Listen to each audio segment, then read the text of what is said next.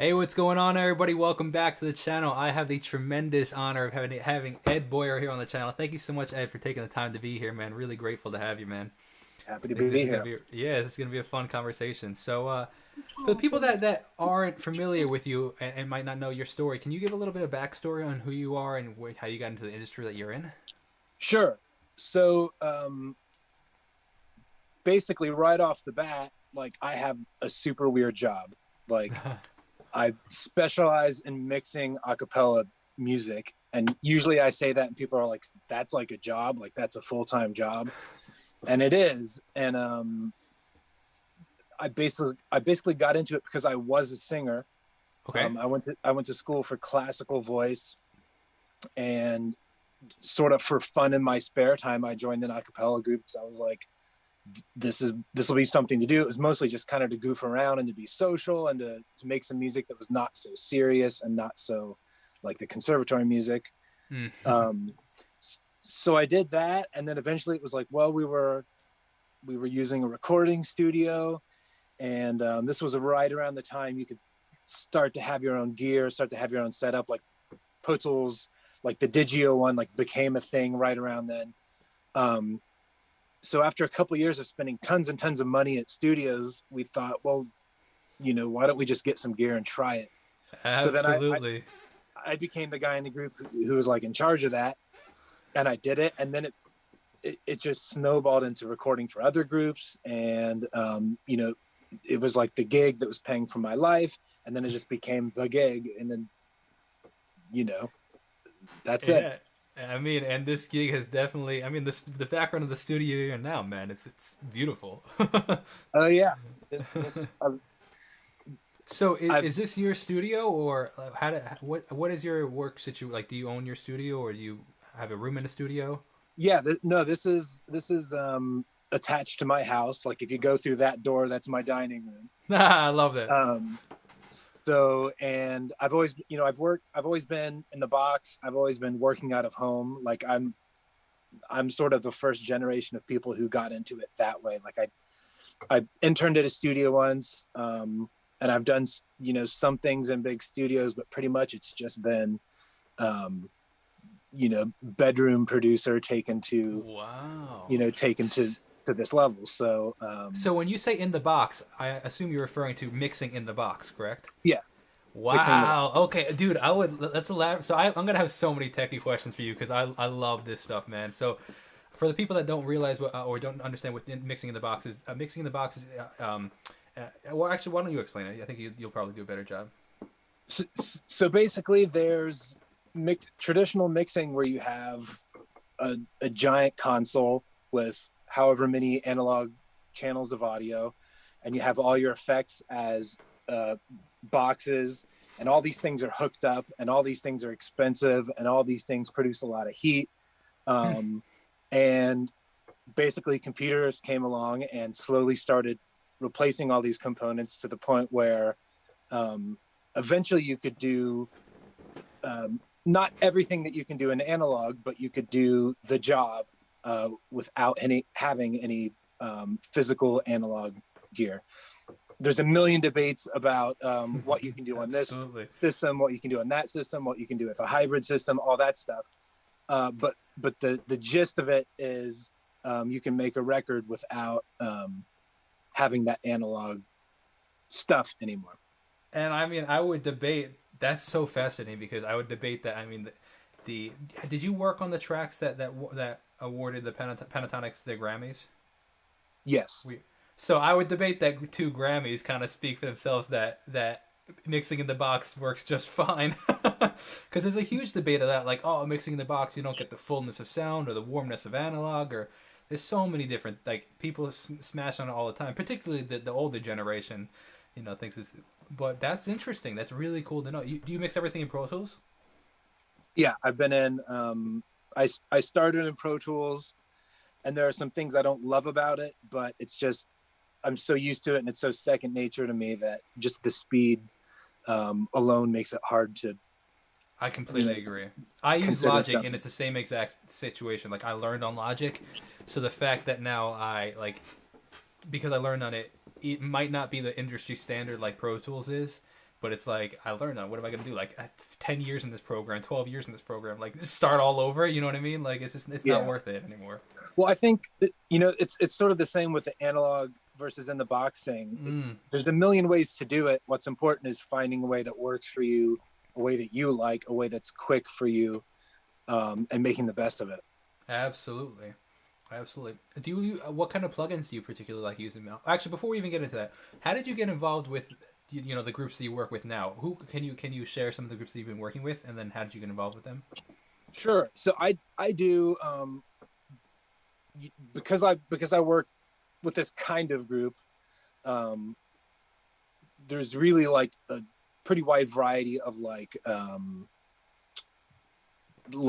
don't want to say the quality of the group, but it's like anything from a middle school ensemble of kids who just started singing that year to a handful of groups that are on major labels. So that's the span of people I'm working with, but they're all kind of trying to do the same thing, which is this a cappella thing. And it's not exclusively that, but I'd say that's 70% of what I work on. And so basically out of school, I was working with my own groups that I was in.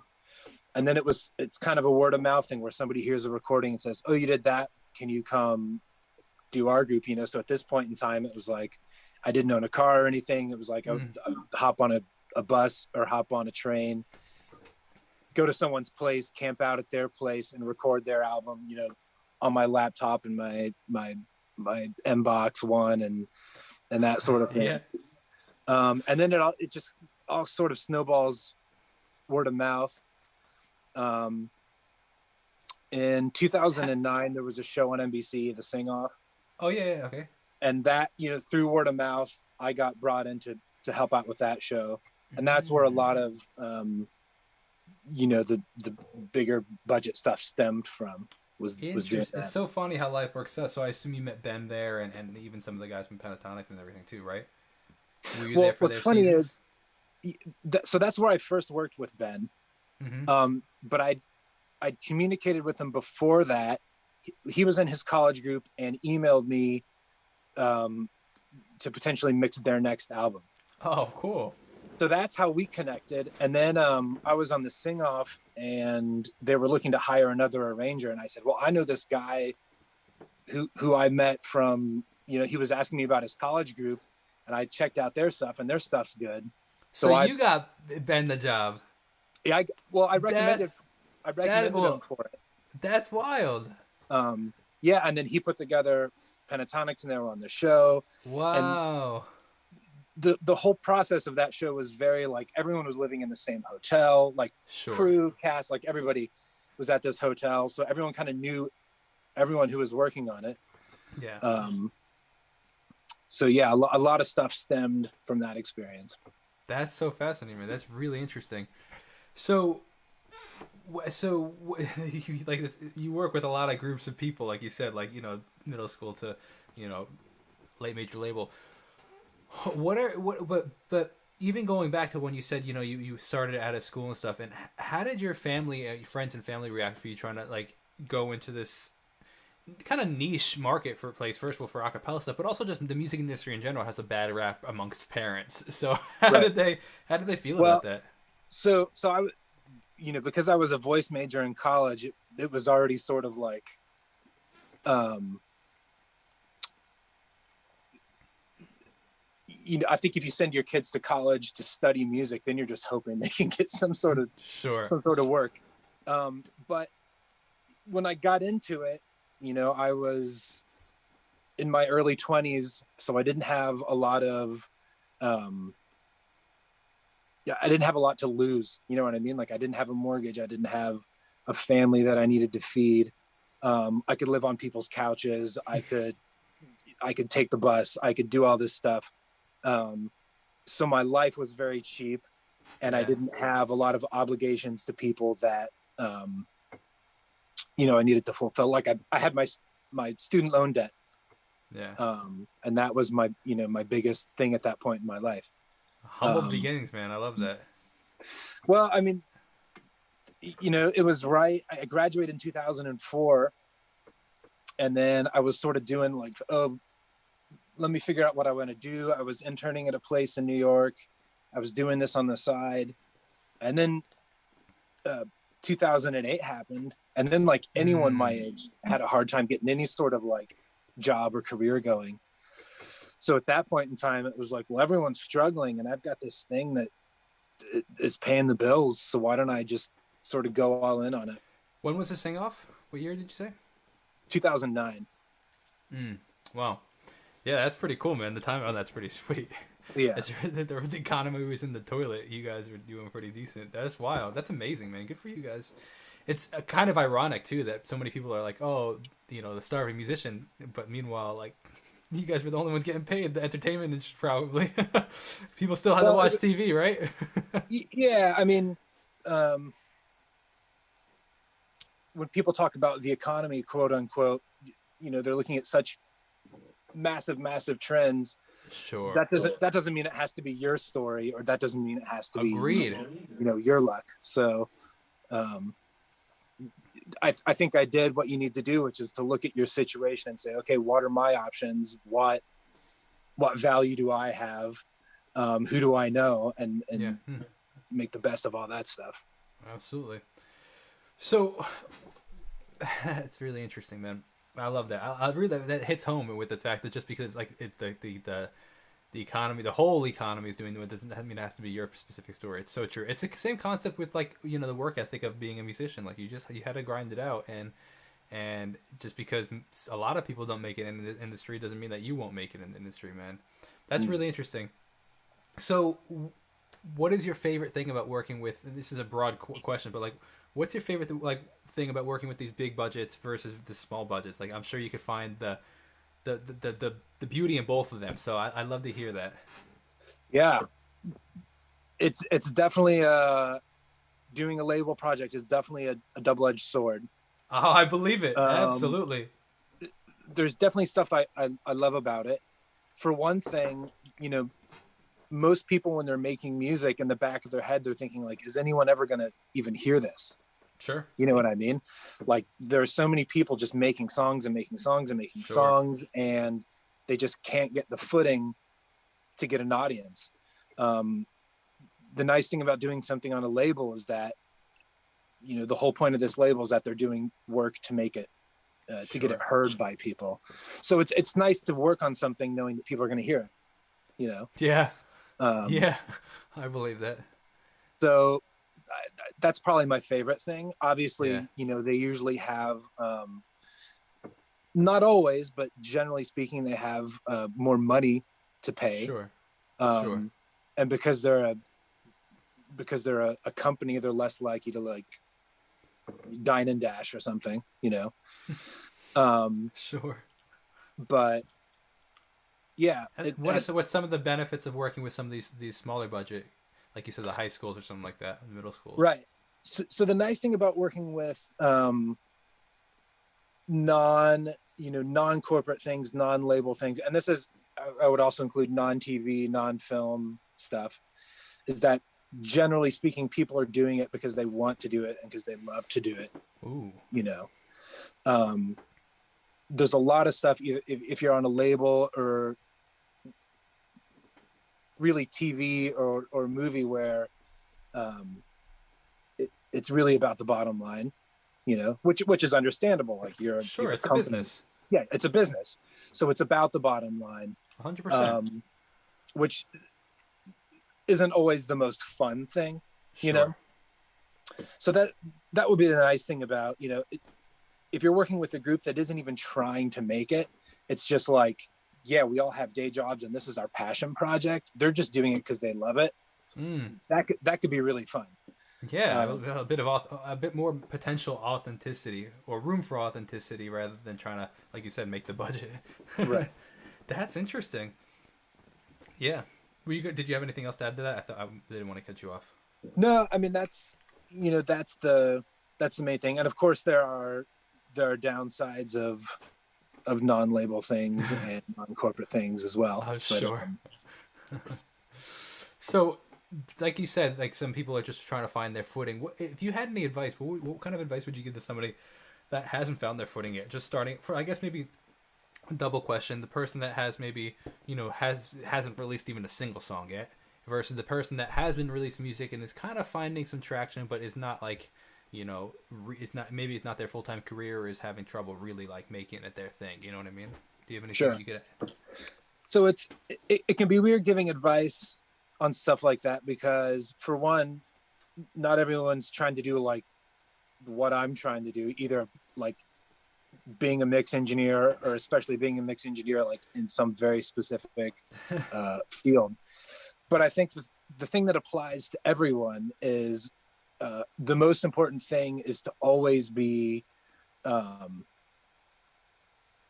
doing and always be working, even if it's not productive, to always be doing and working with people, because the thing that's going to break you out is going to be somebody else being like, oh, I know a person who could do that, or I know who that could be. I know who could have this job.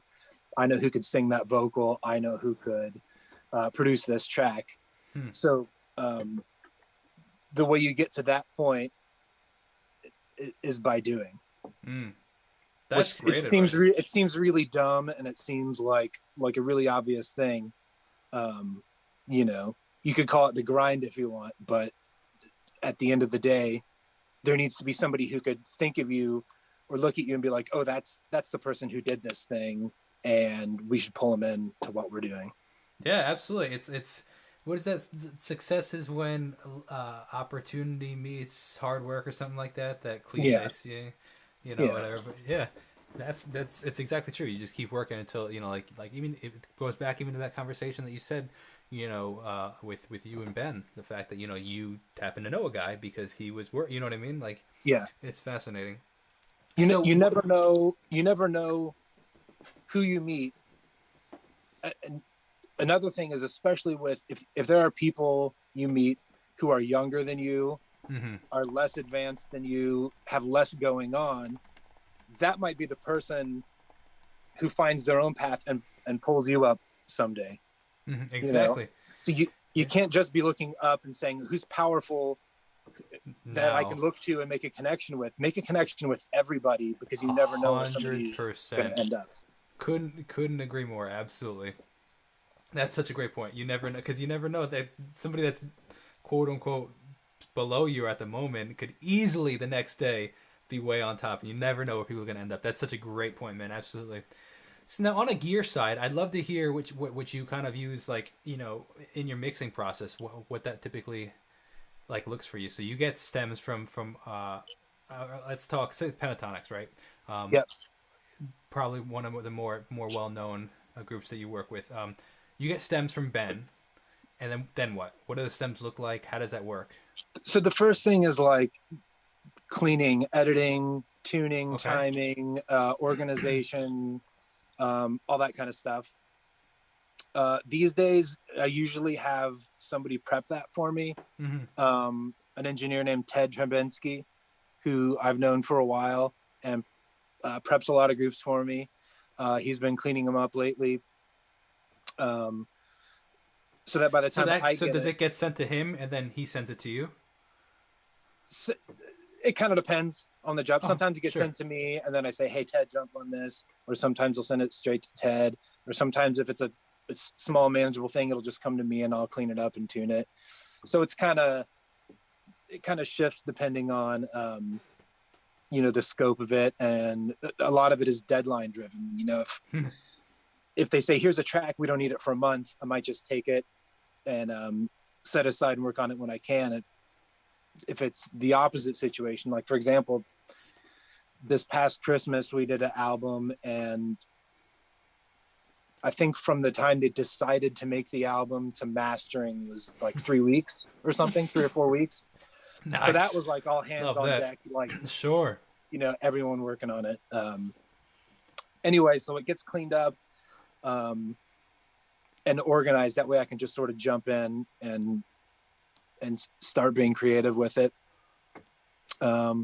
Usually I'll just listen a bunch of times and try to get the idea of like where they're going with this. Do you get some sort of reference track? They usually don't send a reference track. Sometimes I Wow. have to bug them for references, and it can be weird because especially like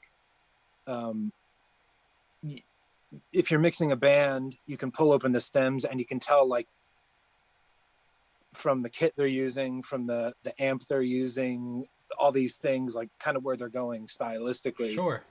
But sometimes with an acapella track in it, where it's all vocals, you know, you could reference the original, but they might not necessarily be going for something like the original.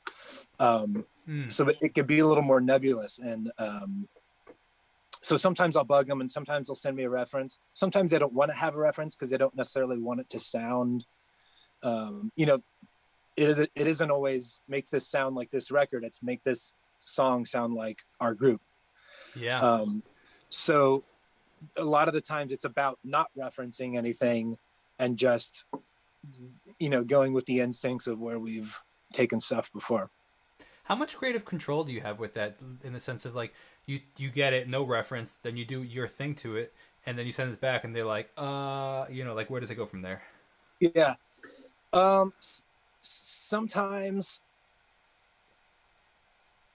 it really just kind of depends on their gut reaction. You know, like sometimes they'll get it and they'll be like, oh, this is great. Sometimes they'll get it and they'll think, oh, we were thinking of something like either way more or way less ambient, you know? Oh, okay.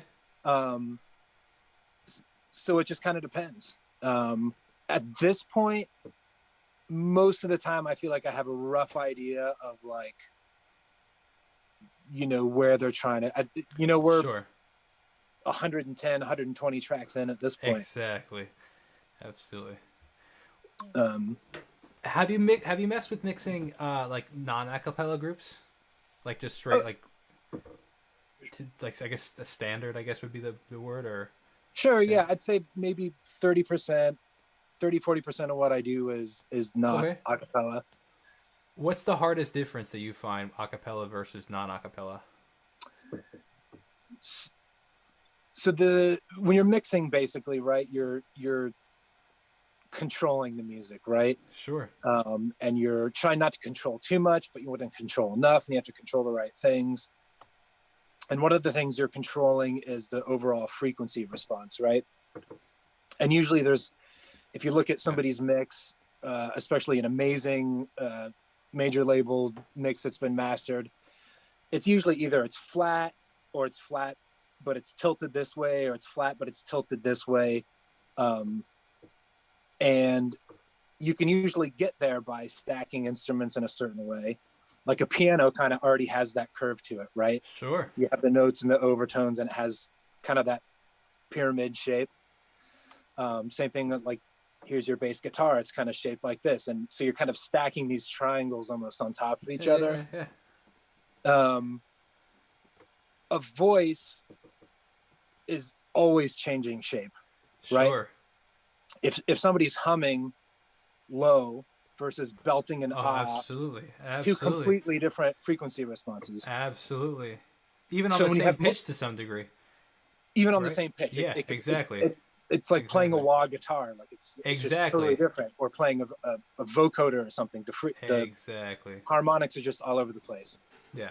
So when you have a whole bunch of voices and that's all there is, you know, if you're looking at it with no effects or anything and it's just playing, the frequency response is all over the map. Sure. Wild swings and mid-range and stuff. So there's a lot more of trying to control that stuff. At the same time, what's different with a voice and an instrument is that people are a lot more tuned into when a voice is being manipulated, right? Like you could take a synth and do anything crazy to it. Absolutely. And people will just be like, oh, that's a synth, right? Yeah. Even natural instruments, you could shift them up a little, down here a little, and then voices. And people for the most part are like, yeah, whatever, it's a guitar or whatever. Yeah. A voice, you start messing with it and people know you're messing with it. And sometimes you want that, right? But you don't always want that. So you're trying to figure out ways to wrangle all these things, wrangle all these wild dynamics and frequency response changes, but without doing anything that makes people be like, oh man, like you totally mangled it. Sure. Again, sometimes you're going for more natural, sometimes you're going for more processed, so you have more wiggle room. But that's kind of the challenge that I think draws me to it. Sure, yeah, I mean, absolutely. How do you get that fullness? So you know, one of the things that I found, like, you know, you can hear an amateur track versus a professional track, like it's just a big fullness difference. What do you personally do to get? I mean, in talking to Ben, we learned that you know, Pentatonix will sometimes layer, you know, several vocals, 3 vocals per singer sometimes. Like, are you able at liberty to talk about that? Sure. Yeah. So there's different ways you can be full, right? You can be full side to side. You could be full top to bottom with frequency response. You could be full front to back. Front to back as in. Well, like with, you know, reverb, back of the mix, front of the mix. Yeah, sure. That sort of thing. Yeah. The sort of pretend third distance. Yeah. So obviously you can pan from side to side. A lot of the time with depth, it's using delays, especially with someone like Pentatonix, because sometimes you can get depth by you know, really making some things loud, making some things quiet. And with a lot of pop mixes or a lot of band mixes, there will be elements in the mix that are just very unimportant and can live in the back. Like, oh, we just threw this little string pad in or this synth pad, and it can live like way in the back. Mm-hmm. But when you're doing 5 voices and they're all like very important to the identity of the group, sure, pretty much always up front. And sometimes you have a lead up front, slightly more up front or whatever, but everything has to be up, you know, pretty close to the listener. So the delays are really important for just creating some material that can live sort of in the back of the mix and be the back of the mix. Yeah. And then, you know, top to bottom, like I was saying with frequency response, a lot of it is about controlling the mid-range so that everything can be a little closer and you feel the top and bottom range more. And then honestly, a lot of making an acapella group sound good is about having a really, really good bass. Like that can make or break a group, because I'd agree with that tremendously. Even in non-acapella music, I think that if it lacks the depth of the bass, it just sounds thin. Right. So yeah, bass takes up so much more energy than people realize. You know, it's 100%. In pop music, it can be the bottom quarter of your frequency range. With acapella, the bass is sung an octave higher usually than a bass line. So you're looking at almost the bottom half of your frequency range is the bass voice, and the subharmonics you put on the bass voice. So that's super, super important for depth and fullness is how the bass is. So you add like sub enhancers and stuff on the bass, like sub basses. Yeah. Not always. It depends on what you're doing. Sure. I mean, I love this stuff, man. I want to make my mixes sound like yours, so I'm trying to get as much information as I can. Yeah.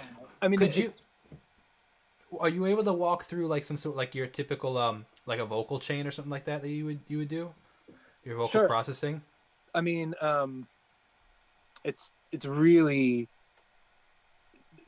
case specific. Of course, absolutely. I mean, like, mixing a male vocal versus female vocal versus, you know, tenor versus alto is very, very different. But in general, like, is it EQ then compression then you know, like, how does that work for you? So the vocal basics are pretty much what you would expect from a vocal channel. I usually start with a high pass just to get any sort of rumble out. Interesting. Sometimes I'll do like surgical cutting EQ at the same stage. Like I might have a Pro Q first on the channel that has a high pass and maybe a notch someplace. Okay. Just anything I don't want to feed to the compressor, really. 100%. And then there will be compression. Usually it's some sort of serial compression or parallel compression. It's very rare that it's just like, okay, I'm using one compressor and doing, doing all the work there. there's usually some sort of saturation, either just a very subtle saturation or like, okay, we want this to sound a little bit distorted. So I'm figuring out what kind of harmonics I want to add. And then there's usually an EQ sort of at the end of the chain too, that's more like sweetening EQ, stuff like that. Like I said, there's usually multiple compressors just so that one compressor is not doing too much work. And I do the same thing sort of with de-essers. Like I don't want one de-esser like slamming. So there might be a few stages of de-essers or de-essers that are doing a little different job. Like maybe one is very like really hammering 7K and maybe the other one is just gently compressing anytime, you know, 5K and above is hitting hard. So that's usually on a channel. And then there's so many vocals. There's always usually bus processing as well. And then someplace along the way. Can you go into the buses a little bit? Sure. So someplace along the way, there's usually either multi-band on the bus or multi-band on a channel if I need to. Again, that's about usually about getting the mid-range under control. Interesting. Usually like 1K, give or take an octave, will have pretty wild swings in all vocal music. So there's usually something working there. And then there's something working in the like 2 to 4K range, which is where like if you have 5 people and they're all singing the vowel E, 2K just goes through the roof, right? Sure. And you don't want that to take up all your headroom for your whole mix. So you've got to have something that's just like, okay, when it gets crazy at 2K, this is going to pop in and absolutely and hammer that a little bit. I love that, man. I love that. What are you using for reverb? Oh, geez. Okay, top 3. No, I'll say this. I'm always switching reverbs.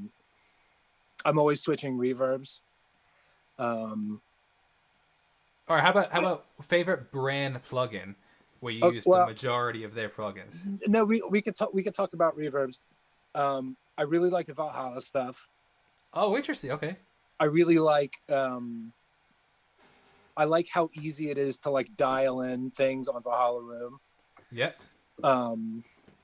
Like I like that I can pop it open and make a reverb that has a 20-second decay and print it and then use that as an effect someplace. Just really, really easily. Vintage Verb, same kind of deal. They aren't my like favorite sounding reverbs, but I love how I can work with them. Sure. I'll use actually, I don't know if you know Space. The brand? What's that? Sorry, the brand Space or? So no, the plugin Space. It's IR reverb, and it was like it used to be Trillium Labs or something, but then like Digidesign bought it, so then Avid sort of bought it by default. So it's been through like all these weird iterations, and it's just an IR player really. And I have some Bricasti IRs that I use through there, and those to me sound a lot better, but they're really a pain to like work with. Sure. So it's kind of like, am I in a creative mood where I'm trying to really manipulate it, or am I in like an audiophile mood where I want it to like sound perfect? So absolutely. So in the layering process, like, so for example, does everything have like, so Pentatonix say sends, I don't know, so these are the 5 parts. Does now all those 5 parts, is it really 15 parts for the most part? Like, is everything layered always? Because I just, so the backup question to that, I apologize. The backup question is, I was just talking to another mixing engineer that I know, and he's like, oh, there's always a double layer at least, you know, and it's like, I couldn't even, like, you wouldn't be able to tell, but like, it's so perfectly layered that it's always layered. And then if you really want to layer, obviously like the chorus and like that, you'd like maybe triple layer and stuff like, and I'm curious, so like, is that like an industry standard there where things are always layered and what you think might be just a single vocal is not actually a single vocal? Yeah, it's very situation specific. And a lot of the time it's, well, what am I expecting from the stacks? Like I think in that case, if it's a double and it's panned the same place and it's down really far, then it's just there to thicken things up. Sure. But we might be doing triples for the purpose of imaging, right? Mm-hmm. So it might be that I want to have 3 tracks panned hard left, hard right, and center, and I'm doing that for it to sound wide and big. And in that case, the sides are going to be, just about as loud as the middle. Yeah. And you're obviously going to hear them because they're right there. So it really depends on what you want to do. I will say there are definitely times where it is just a single vocal. Okay, interesting. So I don't. Somebody's mowing my lawn right now. So you can't hear it. It's all good. That's funny. That's funny. Yeah, it's very case specific, and I'll say there's probably more variation with what we're doing than with what some engineers do, just because all we have are vocals to work with. So we do more to vary, like how many doubles are there, how are the doubles mixed in, where are they panned. Mm-hmm. We have to do more to change that up to keep it interesting, because we can't just say like, oh, you know what this pre-chorus needs is an organ. Like we can't do that. Sure. All we have are these voices to shuffle in and out. Absolutely. And with that being said, one of the things I found hardest, and one of the things I've always appreciated about the a cappella music, particularly Pentatonix, is the fact that, and this is a big testament to the quality of your work, so I want to compliment you on that, is it is so, because of the timbre of vocals, it's still like a piano. The timbre of a piano is a piano. It sounds like a piano, but like has different frequencies, or overtones than like maybe a guitar, or they hit different ranges. A vocal's a vocal, you know what I mean? Like whether you're a guy, girl, tenor, alto, like it sounds like a vocal. So like the fact that you're able to layer these vocals in the sense of like you have these like an ah pad or something like that, and you still have the main vocal on top. How do you mix that in the sense of like, without you having to get too in depth? It's like you still so clearly hear that main vocal, but you still also hear the ahs and oohs in the background, but they're still all fighting for the same frequency space and all the same timbre, and that always blows my mind when you hear a good mix of that. Well, a lot of it is honestly how it's arranged and how it's sung. Okay. Interesting. Like for example, like phrasing, like ooh versus ah kind of thing. Sort of, but a lot of it too is like what is the texture itself? Like you said, if you had an ah pad, that's very like it's very static. Mm-hmm. So that's an easy backdrop to put something against and have it stand out. It gets more difficult if, say, the background singers are also on words. Sure. That's where it can get tricky, because it's like listening to 2 conversations at once. But a good arrangement sort of builds in places where, okay, here's where we need high contrast between the backs and the lead. But here's a place where the backs and the lead are kind of more going back and forth. And like in the Daft Punk arrangement, they do a really good job of saying, oh, you know what? In this section, there's 2 things you need to be paying attention to. And in this section, there's 1 thing you need to be paying attention to, and really sort of directing the listener to this or to that or to both things at once. Sure. So the mix kind of follows that. There are times where it gets difficult and you start to try to use tricks, I guess, either panning, or one thing you could do is like you can sidechain one vocal to another vocal and put something like soothe on it. Nice. Soothe a plugin. So soothe is a plugin that's basically like it's basically like a dynamic EQ or a multi-band compressor that just has like a million bands. Oh, okay. So it's like if you feed it a signal, it'll just kind of find wherever the peaks are and do the reverse curve. But what you can do is you can sidechain it and feed it something else, right? So I'll put soothe on the backs, and I'll feed the lead vocal to soothe, so that soothe is just pushing down on the backs where the peaks of the lead vocal are. That's stuff like brilliant. that, you Yeah, know. yeah, yeah, yeah. But I love that, man.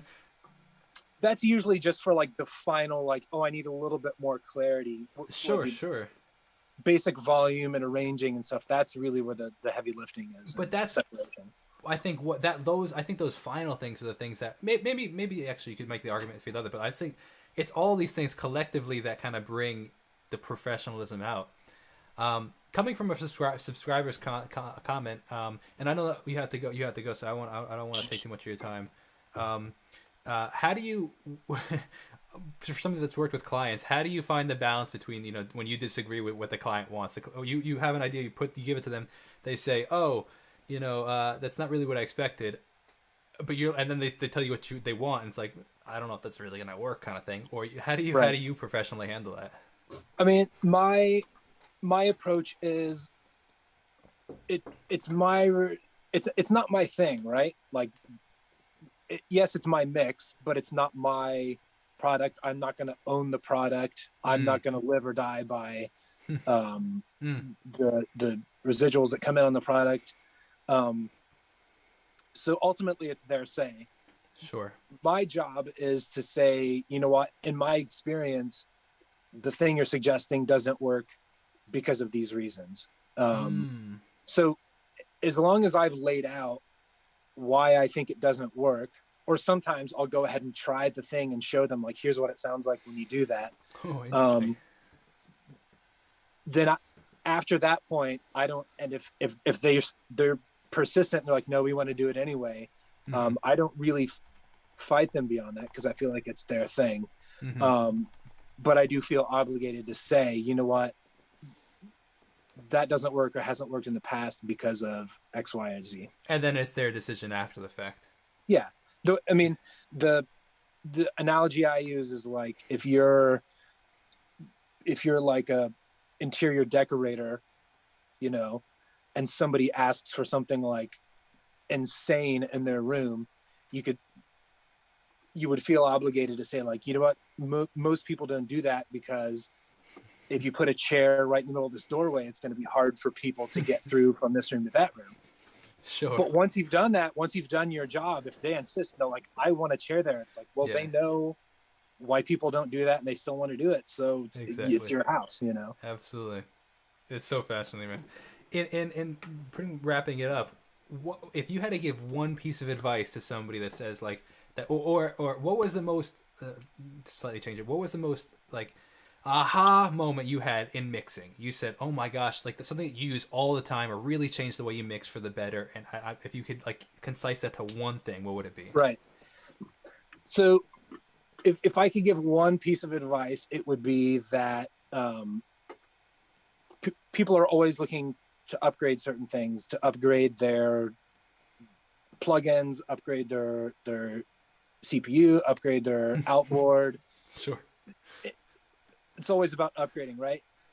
By far, the most important tool is your brain, and you can upgrade your brain for free. Wow. Right? Yeah. Like, listen to music, absorb music. Like, if you want to be a mixer, listen to how mixes translate. If you want to be a songwriter, listen to songwriting, and you could do that for free. And if you do that and really listen, that's going to make you so much better than anything you spend money on, or any promotion you could do for yourself or anything like that. Yeah, that's brilliant. I agree with that. YouTube, baby, there's so much stuff to learn on YouTube. For anybody that didn't understand any part of the conversation, you just type in sidechaining on YouTube. Boof, you got 1,000 different, things. Oh man, that's interesting. So, how can the subscribers, anybody watching this video now on the live stream or after the fact, after this is posted, how can they support you or support what you're up to? Do you have your own, creative endeavors, or in any way, shape, or form? I'm sort of a gun for hire, so okay. There's no what a comparison.